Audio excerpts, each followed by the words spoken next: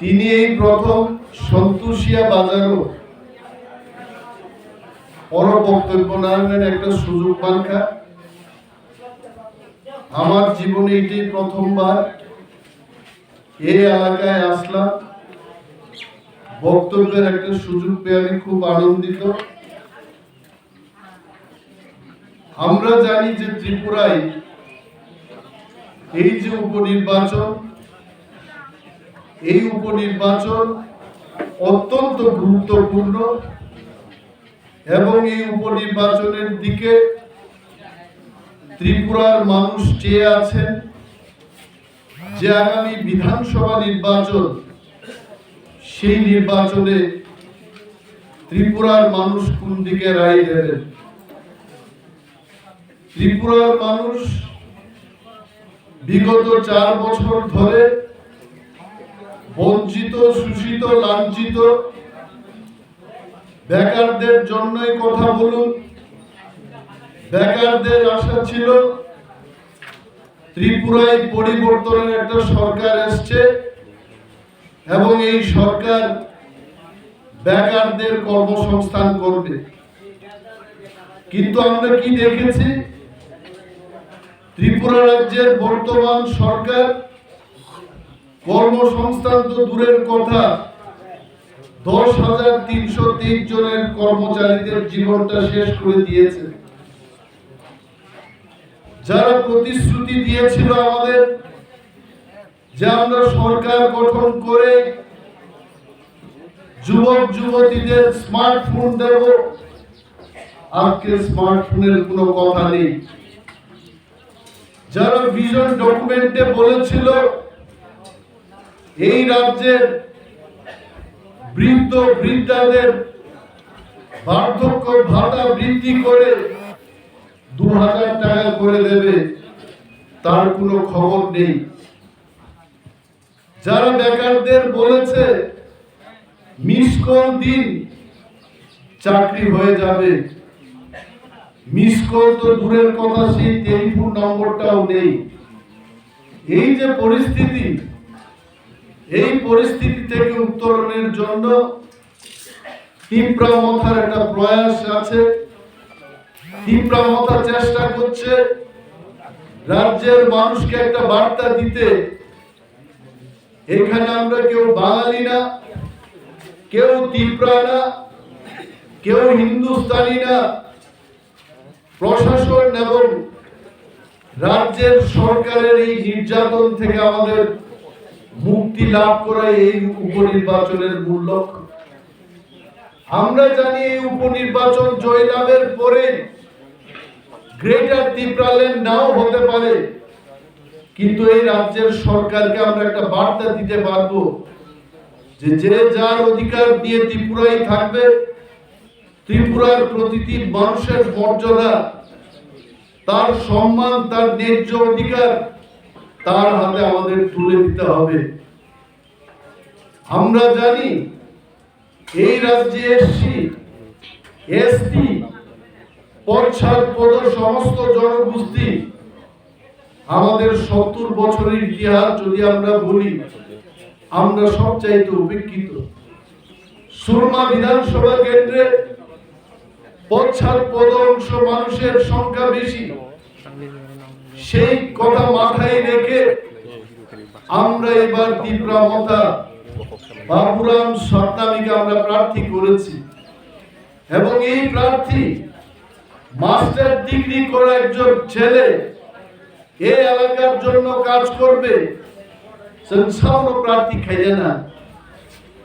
আমাদের ত্রিপুরায় মানুষ অনেক সময় পার্টির লাইনে ভোট দিতে চেষ্টা করেন, যার কারণে আপনারা দেখবেন সারিটা টান্নাই পর্যন্ত ত্রিপুরা ও এমএলএ এমএ পাস বড় পর্যন্ত ভোটও ফেলে থাকো তাগুলো।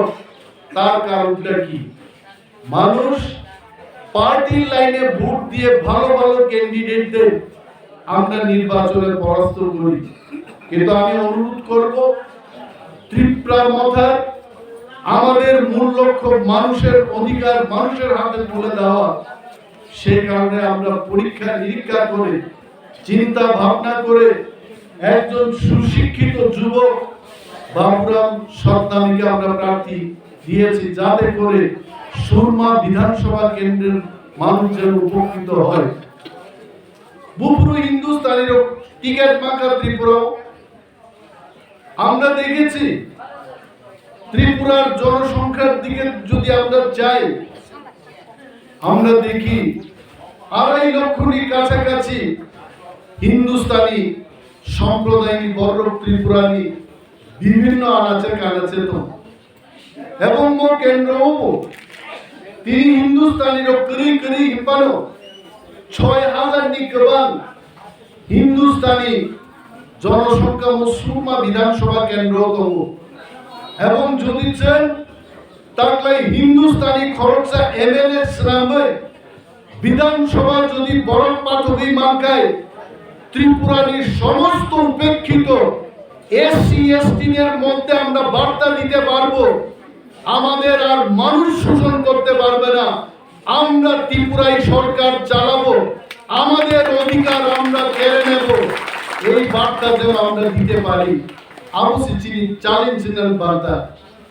আমরা যদি বিভাজন করে, আমরা যদি মতবিরোধ করে আজকে ত্রিপুরা হিন্দুস্তানি এসসি এসটি যদি আমরা একসঙ্গে ত্রিপুরার বর্তমান সরকারকে যদি জবাব দিতে না পারি, অবস্থা তার নেই। আজকে এখানে এসে শুনলাম বিজেপির কিছু নেতা নেত্রীরা এসছেন এই এলাকায়, হাইওয়া লাগানি কোন আইপিএফ টিভি লিডার ধানে 3 লক্ষ টাকা দান ক্লানি ঢাকা দিল্লি কতর কতর লিডার ভাই তবে সারা মুসুল বরণ ত্রিপুরা মাথা যে লক্ষ ক্লানি ধান দেবো বস্তা কি বস্তা রান বাড়ানো টাকলাই সুরমা বিধানসভা কেন্দ্র বড় বিজেপি নি রান বাড়ানো টাকলাই টাকা চায় না, অধিকার চায়। আলাদা টাকলাই পৌঁছে নাই। বাঙালি অংশের মানুষের প্রতি আমার আবেদন থাকবে, গ্রেটার ত্রিপুরাল্যান্ড সম্পর্কে আপনাদের ধারণা পাল্টাতে হবে। আমি গ্রাম্য বাংলায় কথা বলবো, গ্রাম্য বাংলা বললে অনেকে সুবিধা পাবেন। অনেকের ধারণা আছে যে গ্রেটার ত্রিপুরাল্যান্ড হইলে পরে ত্রিপুরায় বাঙালিরা থাকতে পারবে না, এটি কিন্তু ভুল ধারণা। 1980 সালের আগে ত্রিপুরায় যখন ষষ্ঠ তহসিলের দাবি উঠে, তখনও কিন্তু এই রাজ্যের বাঙালিদের কিছু নেতারা বুঝাতে চেষ্টা করেছেন এডিসি পাইলে বাঙালিরা আর থাকতে পারতো না ত্রিপুরায়।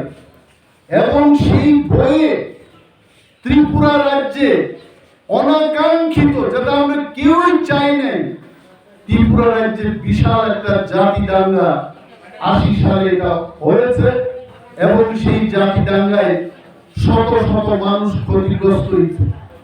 আজকে এডিসি হচ্ছে, এডিসি আসার পর আপনারা কি বলবেন যে বাঙালিরা ক্ষতিগ্রস্ত হয়েছে? এডিসিতে যখন আমরা গেলাম, আমরা দেখেছি সেখানে 40% কর্মচারী বাঙালি অংশের মানুষ এডিসিতে চাকরি করছে। তাহলে বাঙালিদের ক্ষতি কোথায় রয়েছে? এখন অনেকে আপনাদের বুঝাতে পারে ত্রিপুরায় যদি গ্রেটার ত্রিপুরাল্যান্ড হয় বাঙালিরা ক্ষতিগ্রস্ত হবেন, এটাও ভুল। বাংলাদেশ থেকে অনেক লোক আইছে, এটা আমরাও জানি। বাংলাদেশে আরো লোক আছে যারা ত্রিপুরাতে আসতে চায়, আমরা তাও জানি। কিন্তু বাঙালিদের থেকে আপনারা কখনোই দিল্লিতে গিয়া রাজ্যের দাবি তুলতে পারছেন না। কেউ পারছে? বাংলাদেশ থেকে আয়া মামা কাকার বাড়িতে আপনারা ঘর টর কইরা আছেন, কিন্তু নিজের জন্য রাজ্য আপনারা কখনোই দাবি তুলতে পারছেন। আমরা ত্রিপুরা কথা, আমরা গ্রেটার ত্রিপুরাল্যান্ডের দাবি শুধুই তুলছি না আমাদের জন্য, আমরা আপনাদের জন্য চিরতরে আরেকটা রাজ্য তৈরি করে দিতেছি, যে রাজ্যে আপনারা বাংলাদেশ থেকেই আসেন, আমেরিকা থেকেই আসেন, এটা আপনাদেরই রাজ্য হবে, যে রাজ্যটা ত্রিপুরা থাকবো। আর ত্রিপুরা যেখানে থাকবে এটা হবে গ্রেটার ত্রিপুরাল্যান্ড। তো এটা তো আপনাদের লাভ। আপনারা নিজেরা দিল্লিতে গিয়ে কখনোই দাবি তুলতে পারেন না, আমরা তুলছি আপনাদের জন্য। সে বাংলাদেশ থেকে আসুক, আমেরিকা থেকে আসুক, বাঙালিদেরও আরেকটা রাজ্য হোক, তাতে ক্ষতি কিসের? কমলপুরের মতো থাকবো, খোয়াইয়ের মতো থাকবো, কৈলাসহরের লোক কৈলাসহরে থাকবো, বাঙালির অধিকার নিয়ে থাকবো, ত্রিপুরা তার অধিকার নিয়ে থাকবো, যে অধিকারের নাম গ্রেটার ত্রিপুরাল্যান্ড। আপনাদের কোনো ক্ষতি হবে না। সুতরাং সুরমা বিধানসভা কেন্দ্রে যারা এসসি অংশের মানুষ, আপনারা নির্ভয়ে ভোট দেবেন ত্রিপুরা মাথায়। যদি আপনারা ভোট দেন, বেকারদের জন্য আমরা কথা বলবো, কৃষকদের কথা আমরা বলবো, এসটিদের কথা বলবো। কিন্তু বর্তমান সরকার এবং তার আগের যে সরকারটা ছিল, 25 বছরের যে বাম শাসন, এই শাসনটা ভালো না বুঝলেই তো আপনারা পরিবর্তন আনছেন। পরিবর্তন আইনে আজকে দেখা গেছে এই পরিবর্তন একেবারে সর্বনাশের পরিবর্তন। এখন বিরোধী দল বললে কথা বলা যায় না, মিটিং করা যায় না। এখানকার যিনি মন্ডল সম্পাদক বা মন্ডলের যিনি প্রেসিডেন্ট, আমি শুনেছি উনি বাড়ি বাড়ি ফোন করছেন, ধমকি দিচ্ছেন মানুষের কাছে। ব্যবসা যদি করতে হয়, ট্রাকের ব্যবসা যদি করতে হয়, লরির ব্যবসা যদি করতে হয়, বিজেপির সঙ্গে থাকো, আর বিজেপির সঙ্গে যদি না থাকো, এই উপনির্বাচনের পরে আমরা দীক্ষা নিব তোমাদের। এই হচ্ছে এখানকার মন্ডল সভাপতির হুমকি। আমি মন্ডল সভাপতি মহোদয়কে বলবো, আরো 6টা মাস বাকি, ত্রিপুরা রাজ্যে আরো 6টা মাস মাত্র বাকি। যেদিন নির্বাচন হবে, সমীক্ষায় এই কথা বলেছে, একা ত্রিপুরা মাথা 35টা সিট দখল করে ত্রিপুরায় আমরা নতুন সরকার গঠন করব। এখানে ভয়ের কোনো ব্যাপার নেই। আসুন, আমাদের পার্টির যিনি চেয়ারম্যান মহারাজা প্রদ্যুৎ মানিক্য, উনি তো সর্বদাই বলছেন, वी आर रेडी, हम प्रस्तुत है, आप जब चाहे लड़ सकते हो, हम तो तैयार है। কিন্তু আজকে বিজেপি কেন ভয় পায়? নির্বাচনকে কেন ভয় পায়? এই যে উপনির্বাচন, এই উপনির্বাচন শুধু একটি কারণেই তারা করেছে, যে কারণটা হলো বিপ্লব বাবুকে বিসর্জন দিয়ে নতুন মানিক বাবুকে ওনারা আনলেন। আর এই নতুন মানিক বাবু যদি বাই ইলেকশনে ওনাকে জিতানো না যায়, এমএলএ যদি করতে না পারে, তাহলে কিন্তু সরকারটা আর থাকবে না। তবে আমি বিজেপি বন্ধুদের বলছি, মানিক শাহ, ডক্টর মানিক শাহ সম্মান দিয়ে বলছি, যে বরদুয়ালি কেন্দ্রে উনি দাঁড়িয়েছেন, ওইখানে কিন্তু ওনার জন্য অশনি সংকেতের ঘন্টা বাজছে। এবং একজন মুখ্যমন্ত্রী বাড়ি বাড়ি গিয়ে প্রচার করতে হচ্ছে। মুখ্যমন্ত্রী তো মন্ত্রীদের সবচেয়ে মুখ্য, বাড়ি বাড়ি গিয়ে ভোট চাওয়ার কোনো দরকার ছিল না। ত্রিপুরা রাজ্যের ইতিহাসে আমরা বহু মুখ্যমন্ত্রী দেখেছি। ইভেন বিপ্লব কুমার দেব যখন বনমালীপুর কেন্দ্রে বিধানসভায় উনি প্রতিদ্বন্দ্বিতা করেন, সারা ত্রিপুরায় বিপ্লব দেব শুধু বক্তব্য করেছেন, বনমালীপুর কেন্দ্রে কয়েকদিন উনি যান নাই। তারপরে মানুষ বিপুল ভোটে বিপ্লব দেব মহোদয়কে ভোট দিয়েছেন, জয়যুক্ত করেছেন। আজকে যিনি মুখ্যমন্ত্রী ত্রিপুরার, মানিক শাহ কেন বাড়ি বাড়ি যাচ্ছেন? কারণ বিজেপি জানে যে তারা সেই ভোট নাও পাইতে পারে। হাসি খুশি নাই, বিজেপির নেতাদের আর হাসি খুশি নাই। এরা সবাই আজকে চিন্তিত। চিন্তা এই কারণে, 4টা কেন্দ্রের মধ্যে 4টাতেও যদি জয়লাভ না করে, তারপরের দিন থেকে 27 তারিখ থেকে বিজেপির সরকার সর্বনাশ হয়ে যাবে ত্রিপুরায়, এই ভয়টা তাদের আছে। কেন এই ভয়? কারণ বেকারের জন্য কাজ করে নাই, এসটিদের জন্য কাজ করে নাই, এসসিদের জন্য কাজ করে নাই। এটা কি আমার কথা? আজকে যিনি এখানকার বিধায়ক ছিলেন আশিস দাস, কেন আশিস দাস দল ছাড়লেন? আমি আশিস দাসকে দেখিয়ে বলবো, কলকাতায় কালীঘাটে গিয়ে বলেছে যে আমি পাপ করেছি, বিজেপি পার্টি করতে গিয়ে আমি পাপ করলাম, যা চুল ছিল বিজেপির এমএলএ হওয়ার সময় সব চুল ফালাই দিয়ে কুইটে আমি পাপের প্রায়শ্চিত্ত করতে চাই। কেন বলেছে? একটা লোক, কৃষক ঘরের ছেলে আশিস দাস এই কথা কেন বলছে? আমি সেখানে যাব না। আশিস দাস ভালো লোক খারাপ লোক আমি সেখানে যাব না, কিন্তু আশিস দাসের সেই সিদ্ধান্তের মধ্যে একটাই জিনিস প্রতিফলিত হয়েছে, যেটা হলো যা প্রতিশ্রুতি দিয়েছে বিজেপি সেই কাজ করে নাই। কারণ বিজেপির প্রতিশ্রুতি মানে ভিশন ডকুমেন্ট। এই ভিশন ডকুমেন্ট নিয়ে বিজেপি আজকে বাড়ি বাড়ি প্রচার করা উচিত। নতুন কথা আপনারা শুনবেন না বিজেপির থেকে। ভিশন ডকুমেন্টের বইটা নেবেন, কি বলেছে সেই বইয়ের মধ্যে, তারা কি প্রতিশ্রুতি দিয়েছে, এই কথা মাথায় রাখবেন। আর যারা আজকে বাড়ি বাড়ি গিয়ে দমকাইতেছে মানুষে, বাইক বাহিনী যাইতেছে, মানুষ কিন্তু বোকা না।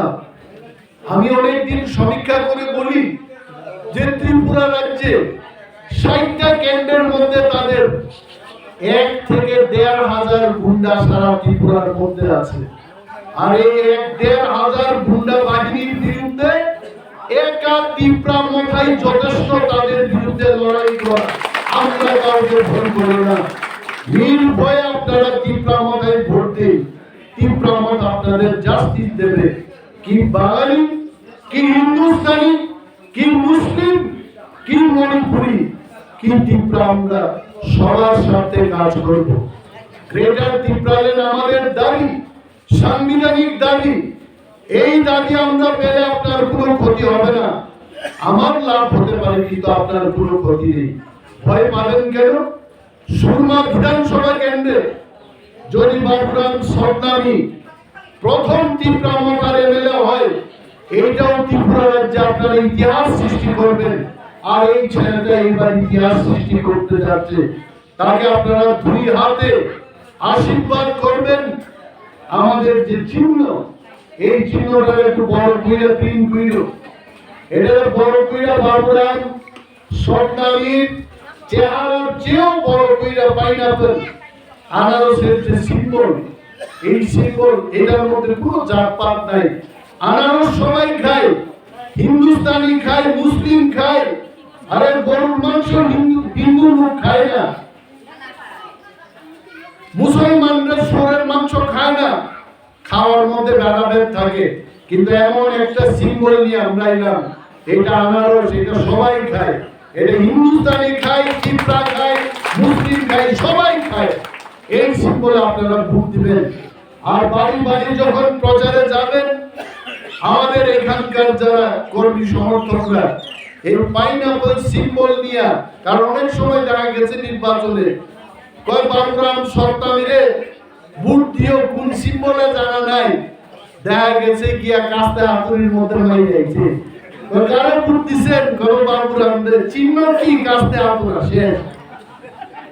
আমি ২০০৩ সালে, আমি আমার কথাই বলছি, আমি ২০০৩ সালে যখন নির্বাচনে প্রথম প্রতিদ্বন্দ্বিতা করি, আমার জেঠিমা বয়স হবে তখন ৭০, চোখে ভালো দেখেন না, সিপিএম এর দুইটা বুঝতে চাইতে আয়েন কাকিমা আয়েন চা খান, কই অনিমেষ বাবুর সিম্বল কাস্তে হাতুড়া, এটার মধ্যে ভালো করে ভোট দেন।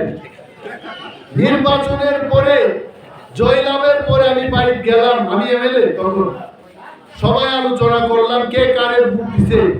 আমি জিগাইলাম ইয়ংরে নগানন ভোট দিখানলা ওয়াইম চলা নন ভোট হুয়া বড়লে নিখাবা ছাড়া পুরা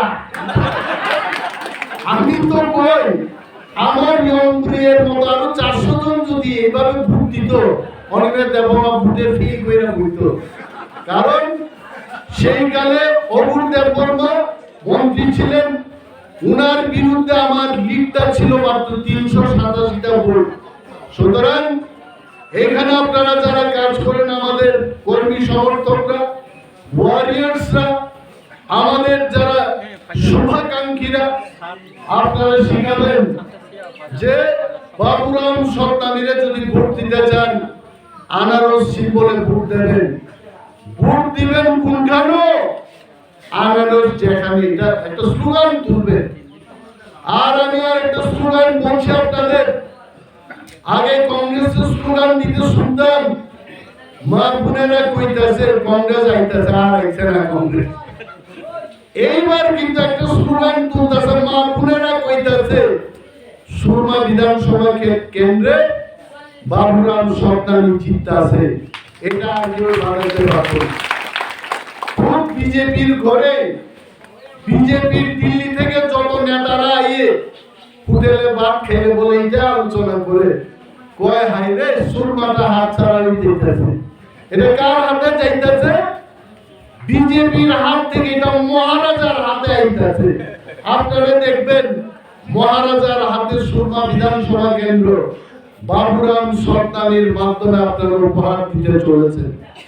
ভোট এটা কোনো একটা গ্রামের ব্যাপার না, এটা দুইটা গ্রামের ব্যাপার না। বিধানসভা কেন্দ্রের লোক কি পাহাড়ি, কি বাঙালি, কি মুসলমান, কি মণিপুরি, ওনারা অন্তরের মধ্যে একটাই প্রার্থী এবার ঠিক করে রেখেছেন। এটা আমার কথা না, এটা মা বোনেদের কথা। এইবার বাবুরাম সরকারকে এরা আনারস সিম্বলে ভোট দিয়ে পবিত্র বিধানসভায় এরা পাঠাইব। আর আমি বলব, আমাদের বাবুরাম সরকারি কিন্তু আশিস দাসের মতো চুল ফালাইতো না। তুমি যেন সঞ্জয় দত্তের মতো লম্বা চুল রেখে তুমি যেন দেখাও যে আমি জনগণের কাছে আছি, আমি চুল ফালাবো না, আমি চুল রেখে জনগণের জন্য কাজ করব। আশিস যখন চুলটা ফালায় কালীঘাটে গিয়া, খুরটা যখন তার মাথার মধ্যে লাগে, আমি টিভিতে দেখলাম, আমি খালি মাথা নিয়ে কাইটা লাগে। আর সেও যেভাবে পূজা টুজা দিয়া কইছে, কই আমি ত্রিপুরা থেকে বিজেপিকে উৎখাত করব। আশিস যেমন অনুরোধ করব যে সেও যেন এই সুরমা বিধানসভা কেন্দ্রে তার যারা সমর্থক আছে, যারা তার সাথে কাজ করেছে, আত্মীয় স্বজন, তার পরিবার পরিজনদের আশিস যেন দুই কথা বলে যে এইবার বিজেপিরে যদি উৎখাত করতে হয়, এটা একটা শক্তি পারবো, যে শক্তির নাম ত্রিপুরা মথা। এই মথারে যেন ঘুরবে। আর দিল্লির থেকে যারা হিন্দি ওয়ালারা আইয়ে, এরা কয় সুরমা তো মাথা লেলেঙ্গে, মাথা মাথা।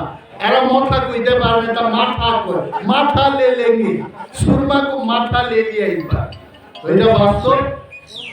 আমাদের এখানকার যারা পবিত্র ভোটাররা আছেন, এটা নির্বাচনের সময় ঘন্টার পর ঘন্টা বক্তৃতা রাখার নিশ্চয়ই সময় না।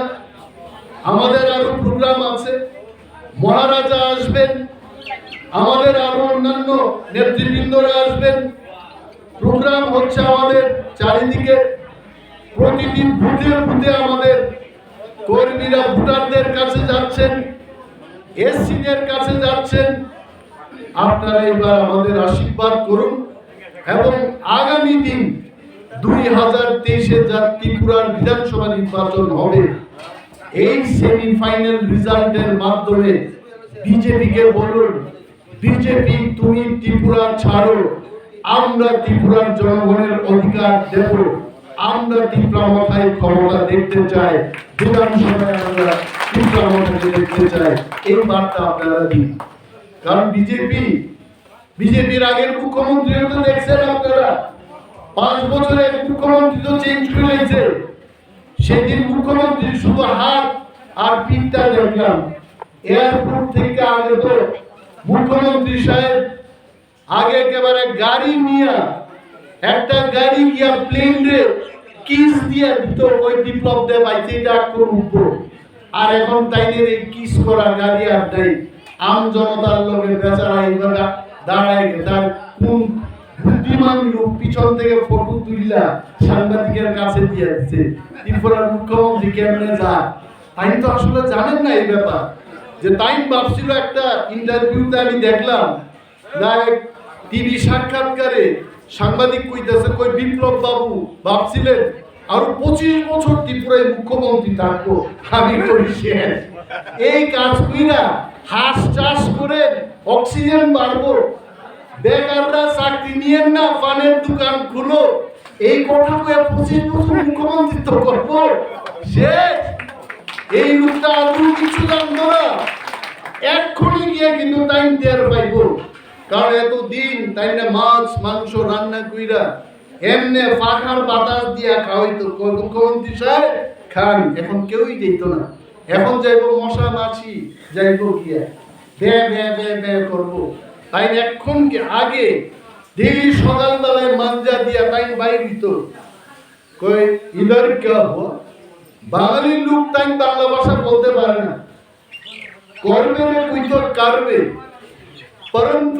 परंतु আমি তো চিন্তা করব হ্যাঁ এখন কোথায় এখন কই গেল লোকটা মানুষ তাইকে শিখাই দিব এবং বিজেপির মধ্যে যারা আজকে গুন্ডামি বদমাশি এবং টেলিফোনে যারা ধমকি দিচ্ছে 7 মাস বাদে যখন নির্বাচন হবে ত্রিপুরার মানুষ তাদের সমুচিত শিক্ষা দিয়ে এখানে কি নদী আছে আপনাদের এখানে কি নদী আছে দলাই নদীর মধ্যে বিসর্জন দিয়ে তাদের শিক্ষা দেবে বিজেপিকে আর মানুষ ভোট দেবে না এটা জেনে রাখুন আমার থেকে আপনারা এই হচ্ছে তাদের ভাগ্যের পরিহাস বলতে তো অনেক কিছু থাকে আমি তো আর উনার মতো বিপ্লব বাবুর মতো বক্তব্য করবো না গৌতম বুদ্ধ পায়ে হাইটে গিয়া জাপান পর্যন্ত বুদ্ধ ধর্মের বলে প্রচার করছে নেপাল থেকে জাপান পর্যন্ত কেউ পায়ে হাইটে গেলে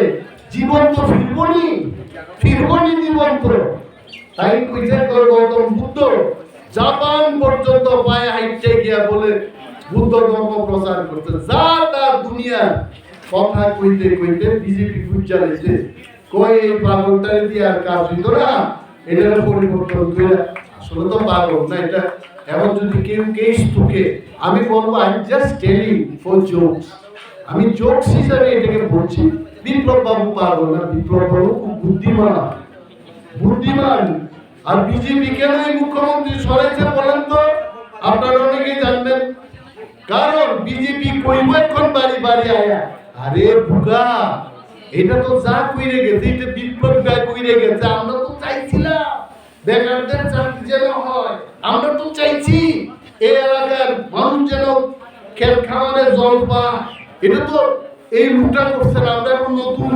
কমান্ডার বইলাম ডক্টর মানিক সাহেব সব কইরে দিব ভোটদের মাসি আবার এই ফাঁদে বইরেন না আপনারা এইটা আমরা ভালোই বুঝি বিজেপি মানে দিল্লি থেকে ত্রিপুরা দ্বারা সবাই বিপ্লব বাবু যা করেছেন এটা বিজেপি নির্দেশে হেডকোয়ার্টারের নির্দেশেই তা উনি করেছেন আজকে সড়কের অবস্থা দেখেন সড়ক আর শেষ হয় না 1 বছর 2 বছর কাম করেও সড়কের এই অবস্থা আজকে আমার গাড়ি খালি ডিস্কো ডান্স করে এইদিকে যায় আমি ড্রাইভারকে জিগাইলাম গাড়িটার নাস্তা থেকে আগে তো দেখলাম পুরুষেরা বাচ্চা ছেলে মেয়েরা ডিস্কো ডান্স করে আমি ডিস্কো ডান্সার আজকে দেখে আমার গাড়িটাও ডিস্কো ডান্স করে কি ব্যাপার ওই যে ত্রিপুরার মুখ্যমন্ত্রী বিপ্লব বাবু সড়ক আনছিল এই সড়কটা কমপ্লিট হইছে না কাদায়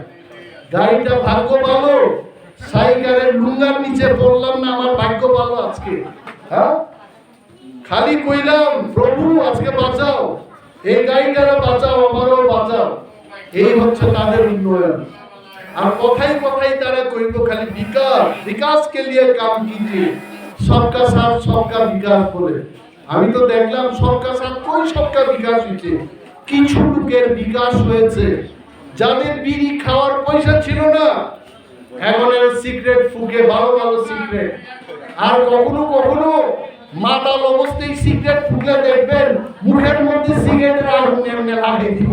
সাবধান, এদের কোনো ঠিক ঠিকানা নাই।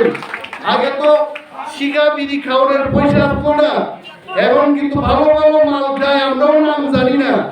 তবে ভালোটা আমি খারাপ খাওয়ানোর দিন শেষ, মাল টানতে টানতে আবার ভালো সিগারেট ফুটবো। কিছু লোকের বিকাশ হয়েছে। मोदी जी, मैं आपको बोलना चाहूंगा, आप सुन लीजिए मेरी बात।